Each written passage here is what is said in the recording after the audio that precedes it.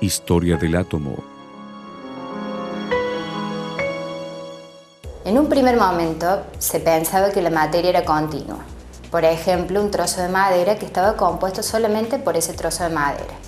En algún momento se les ocurrió a los científicos de la época dividir la madera en pequeños trozos y luego en trozos más pequeños, hasta que llegaron a una pequeña partícula que seguía siendo madera y sin embargo no se podía dividir más. A esa partícula más adelante se la denominó átomo. En un primer momento se pensaba que el átomo era la partícula más pequeña y que no había partículas más pequeñas que el átomo. Luego se descubrió que en realidad había partículas subatómicas, o sea, partículas que dentro del átomo formaban parte de él y que ya uno no podía dividirla ni separarla.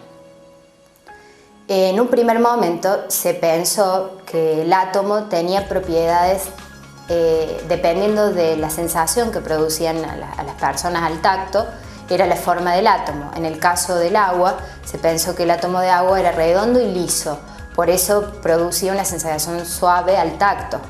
En el caso del fuego, se pensó que tenía puntas o pinches que provocaban el dolor o la quemadura cuando uno los tocaba.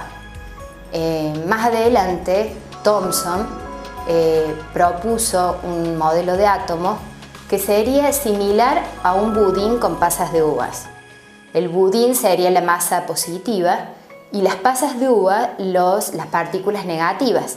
Entonces la idea del átomo era ya más una idea más estática, o sea, era como una cosa rígida que contenía partículas negativas y positivas. Ahí ya se iban aproximando a la idea actual del átomo. Luego, Rutherford, mediante una serie de experimentos, descubrió datos que luego fueron muy importantes. Lo que hizo es irradiar con partículas positivas una lámina de oro. Y pasaron tres cosas muy curiosas. Algunas de las partículas atravesaban la lámina de oro, otras partículas quedaban impactadas en la lámina de oro y otras partículas rebotaban. ¿A qué conclusión llegó con un experimento que ahora nos parecería que es muy sencillo? Primero, descubrió que aquellas partículas que atravesaban la lámina de oro se encontraban con espacios vacíos, entonces tenían la facilidad de atravesarlo. Después había partículas que quedaban impactadas en la lámina de oro y aquellas eran partículas que se chocaban con partículas de carga opuesta. Por ejemplo, con partículas negativas. Entonces sabemos que las partículas negativas, los polos opuestos se atraen.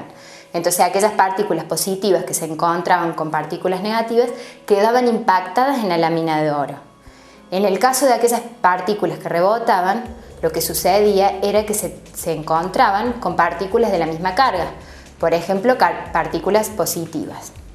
Entonces aquellas partículas positivas que se encontraban con partículas positivas rebotaban.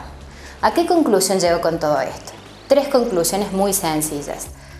Que había partículas negativas, que había partículas positivas y que había espacios vacíos en el átomo.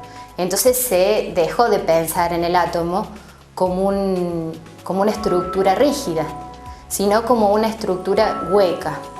Entonces en ese momento se lo igualó o se lo comparó con el sistema solar, donde hay un núcleo, hay un centro y luego hay partículas que giran en órbitas específicas y determinadas. Este modelo ya casi era muy aproximado al modelo mecánico cuántico actual.